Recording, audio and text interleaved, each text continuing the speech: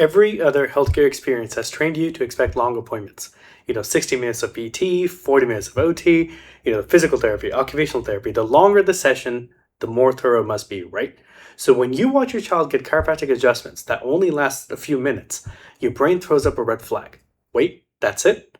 And that is the right question to ask. But the answer actually flips everything that you've been actually taught about healing on its head, right? So a neurologically focused adjustment isn't shorter because it's doing less.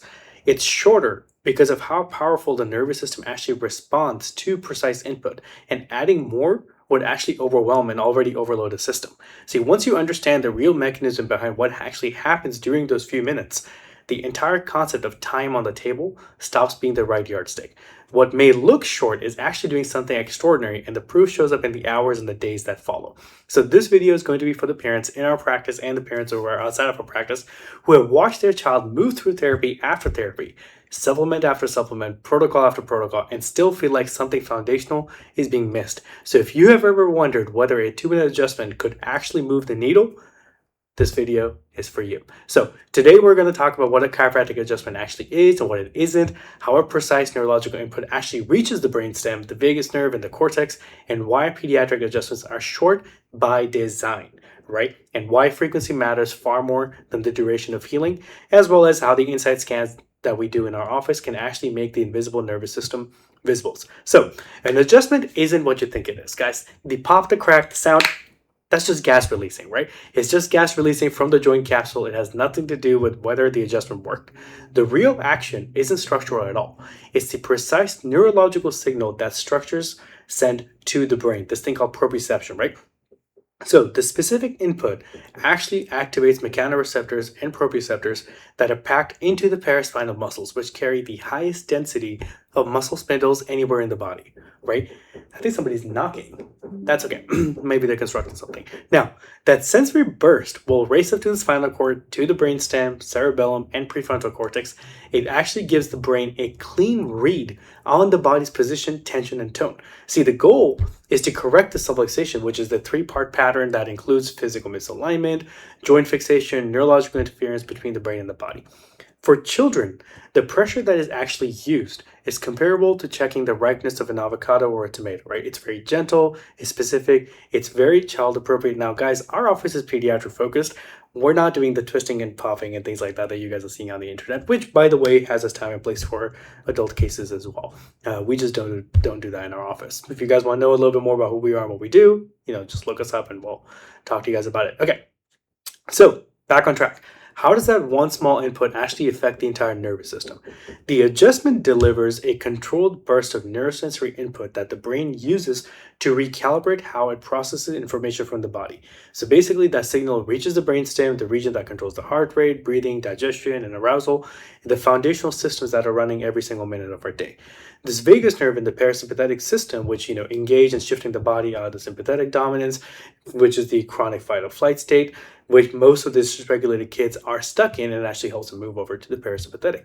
There's actually a 2016 study that was published in Neuroplasticity, which actually showed adjustments produced measurable changes in the prefrontal cortex activity.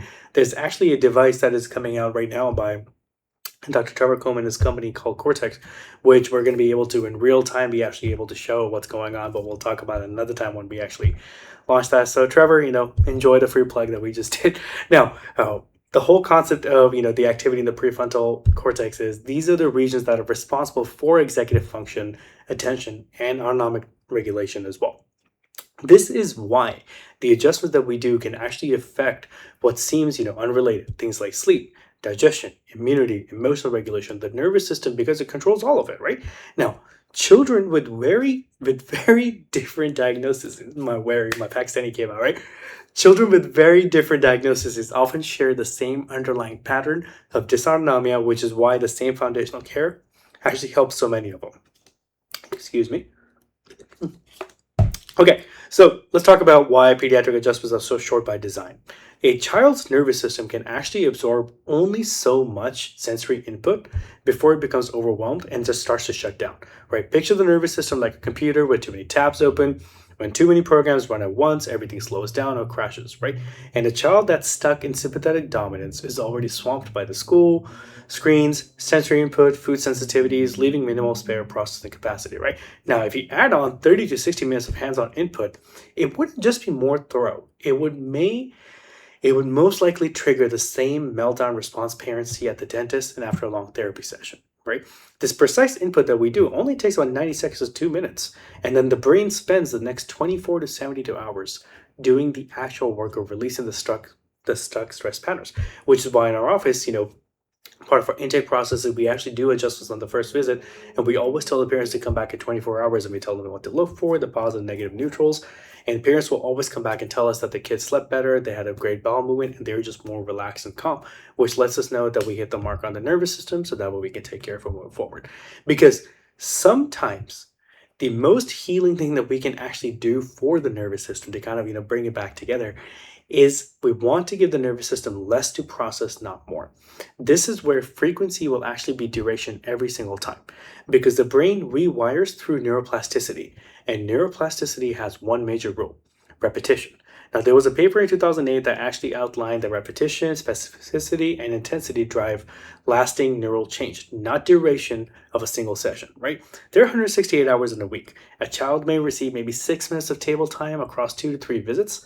This is going to leave approximately about, 167, honestly, 168 hours. Who cares about 6 minutes, right? Between the visits, and this is where the nervous system can actually work for them or against them. The high frequency care that we typically do in our office, it keeps the release ahead of the reload from the stress, the growth spurts, illness, and sensory overload. We always just like to say it's kind of like a drag race. You just continuously stay ahead of it. The adjustment itself is mainly just a catalyst. The brain is what does the healing between the visits, right? So how do we actually measure this stuff in our office? So we use something called the Insight Scan technology, which actually helps us measure the nervous system function through three objective rules. There's the heart rate variability, surface EMG, and thermal scanning. Heart rate variability will show us which is called a heart rate variability, or HRV, actually shows how adaptable the autonomic nervous system is and reveals vagal tone. The SEMG will reveal whether a child is stuck on the gas pedal, showing fatigue patterns, and thermal scanning shows us autonomic dysregulation, which is where it's concentrated along the neurospinal tract as well. Two children with the same diagnosis can actually show up to our office and show completely different scan patterns, which is why personalization actually has to happen at the neurological level, not at the symptomatic ones, right? These scans will guide the care plans, the technique selection, and the primary subluxation targeting that we're going to be doing, because in this office, guys, we're not guessing, we're testing and making decisions based on that. So if your child has been through every protocol, every supplement, every therapy, and the missing piece still feels like it's something deeper, there is a reason. The foundation is neurological, and the right input delivered to the right place at the right frequency is what happens to help shift the entire trajectory of a child's nervous system. So your child doesn't really need, more labels. They need answers. So let's get started with neurologically focused chiropractic care. Click the link in the bio, send us a message, or just schedule directly with us here at Inspire Chiropractic in Dallas. Let's get your children scans. Let's figure out what's going on with them, found the foundation, trust the frequency. We'll go from there. Take care, everyone.